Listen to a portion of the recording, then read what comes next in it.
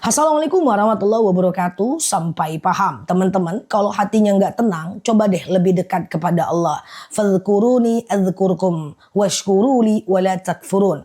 Ketika kita ingat Allah, maka Allah akan ingat kita. Semakin kita dekat sama Allah, semakin Allah akan dekat sama kita. Dan kalau kita dekat sama Allah, Allah tidak akan biarkan kita kenapa-napa. Kalaupun ada ujian, ya ujian itu datang untuk membuktikan kesetiaan kita kepada Allah saja.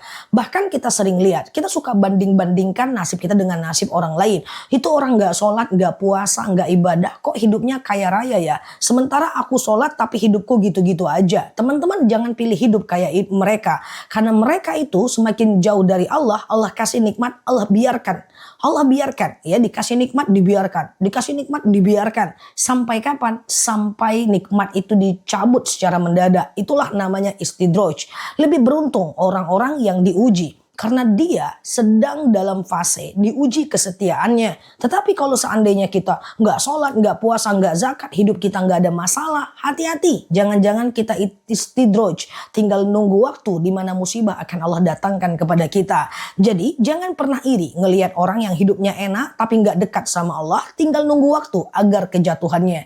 Tapi irilah dengan orang-orang yang rajin ibadah, hatinya tenang walaupun hidupnya biasa-biasa aja. Semoga bermanfaat. Nah, oke di sini sampai paham. Assalamualaikum warahmatullahi wabarakatuh. Assalamualaikum warahmatullahi wabarakatuh. Sampai paham. Jangan pernah bandingkan nasib kita dengan nasib orang lain. Karena kualitas iman berbeda. Nggak mungkin cobaan sama. Terkadang kita suka bandingkan. Itu tetangga saya. Suaminya baik, anaknya baik. Ya, kemudian uangnya banyak. Ya, lalu kita bandingkan nasib kita dengan nasib orang lain. Suamiku kayak gini. Nggak bisa. Kenapa? Karena selama kita bandingkan nasib kita dengan nasib orang lain. Selama itu hati kita nggak akan pernah tenang. Kalau hati kita yang nggak tenang. Bagaimana mungkin kita bahagia? So jangan pernah bandingkan itu semuanya. Karena kualitas iman berbeda. Nggak mungkin cobaan sama. Setiap orang punya cobaan hidup. Kalau dia terlihat ceria di depan, bisa jadi nyimpan duka di dalamnya. Kalau orang itu terlihat diam, belum tentu dia menderita. Jangan-jangan dia bahagia dalam diamnya. So kalau mau tenang, jangan bandingkan nasib dengan orang lain ya. Supaya hidup ini jauh lebih aman dan bisa fokus dengan ibadah dan tidak kufur kepada nikmat Allah. Semoga bermanfaat. Oke di sini like, share video saya ini, follow kanal saya ini, hadir di live ceramah dan tanya jawab bareng aku dan sampai paham. Assalamualaikum warahmatullahi wabarakatuh. Assalamualaikum warahmatullahi wabarakatuh. Sampai paham. Pernah nggak ngelihat orang yang hidupnya enak tapi dia tidak taat? Dia mapan, dia kaya raya tapi nggak bayar zakat, nggak puasa, nggak sholat, nggak ke masjid. Jangan pernah iri dengan orang itu. Karena bisa jadi dia sedang istidraj. Apa itu istidraj? Istidraj itu adalah orang-orang yang tidak taat tapi Allah kasih nikmat. Allah biarkan mereka. Sampai kapan? Sampai Allah cabut nikmat itu secara mendadak. Ngeri teman-teman. Lebih bagus kita yang biasa-biasa aja, taat, ibadah, sekali-sekali ada ujian, sekali-sekali ada orang gak suka, sekali-sekali ada fitnah, sekali-kali kita digosipin, sekali-sekali anak kita melawan, ya itu untuk menguji kesabaran dan keimanan kita.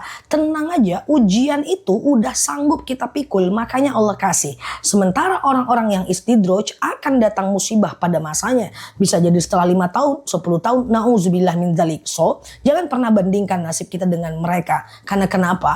Karena kenapa? Karena itu orang sedang istidraj. Jangan bilang Allah nggak adil. Allah itu maha adil dengan caranya. Kalau kita bisa mengambil hikmahnya. Semoga bermanfaat. Nah oke di sini like, share video saya ini. Follow kanal saya ini. Hadir di live ceramah dan tanya jawabnya aku. Dan semoga betah belajar di akun ini. Assalamualaikum warahmatullahi wabarakatuh. Assalamualaikum warahmatullahi wabarakatuh. Sampai paham. Akhlak lebih penting daripada ilmu pengetahuan. Coba kita perhatikan. Orang berilmu tidak punya akhlak. Apakah ada yang suka? Nggak ada. Biar dia nggak sekolah. Tapi dia punya akhlak. Tidak menyakiti orang lain. Dan tidak cenderung merasa tersakiti. Santun, menghargai orang lain. Berkata kalimat yang baik. Pasti lebih disukai. Walaupun dia nggak sekolah sama sekali. So inilah hakikat daripada akhlak. Akhlak itu muncul idealnya adalah karena ilmu pengetahuan. Tapi banyak orang berilmu tidak punya akhlak yang baik. Dalam lisannya ada dosa, dalam kata-katanya ada ngomongin orang lain, dalam duduknya memikirkan tentang kehidupan orang lain. Nauzubillah. So, pilih yang mana? Lebih baik kita menjadi orang yang dua-duanya dong, punya ilmu dan punya akhlak. Bagi teman-teman semuanya yang belum merasa banyak ilmu, bisa belajar dimanapun. Yang belum memiliki banyak akhlak yang baik, perteballah akhlaknya dengan ilmu pengetahuan. Insya Allah kalau kita punya akhlak yang baik, kemana-mana orang melihat kita senang, orang lain akan mendoakan kita.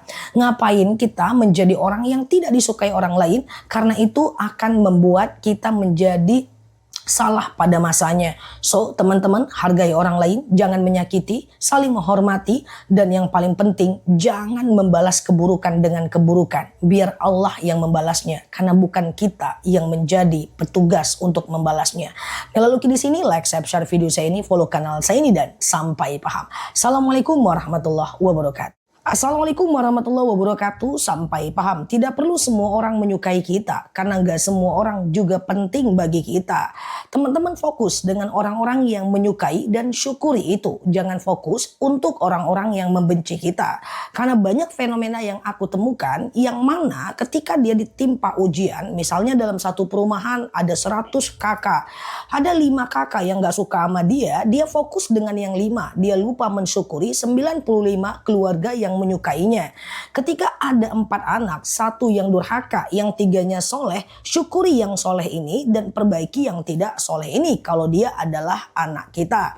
Selama kita masih fokus dengan ujian-ujian dan cobaan-cobaan serta itu semuanya, selama itu juga kita tidak akan pernah bahagia. Bahkan ada aku temukan orang yang mapan, kemudian ibadahnya rajin, suaminya baik, anaknya baik. Ada 1 orang temannya yang tidak menyukainya, dia stresnya luar biasa. Saya sering sampaikan, Rasulullah saja banyak orang yang membencinya, apalagi kita yang bukan siapa-siapa. Percayalah daripada akhlak dari baginda Nabi, bahwa ketika orang-orang tidak menyukai kita, ada beberapa faktor. Yang pertama, karena dia belum kenal dengan kita. Yang kedua, kalau kita salah, kita perbaiki. Yang ketiga, kalau ternyata nggak ada masalah, kita maafkan mereka semua. Ini adalah akhlak para nabi. Akhirnya teman-teman semuanya fokus aja dengan hal-hal yang bermanfaat. Ketika kita punya satu hal ujian dari orang-orang atau tetangga-tetangga kita, maka teman-teman fokus dengan keluarga dan orang-orang yang menyukai. Karena kenapa? Ketika kita fokus dengan hal itu, berarti kita kufur kepada hal nikmat Allah yang lain. Oke? Semoga bermanfaat ya. Saya selalu di sana. Nah, lalu di sini like, share video saya ini, follow kanal saya ini, hadir di live ceramah dan tanya jawab aku, dan sampai paham. Assalamualaikum warahmatullahi wabarakatuh.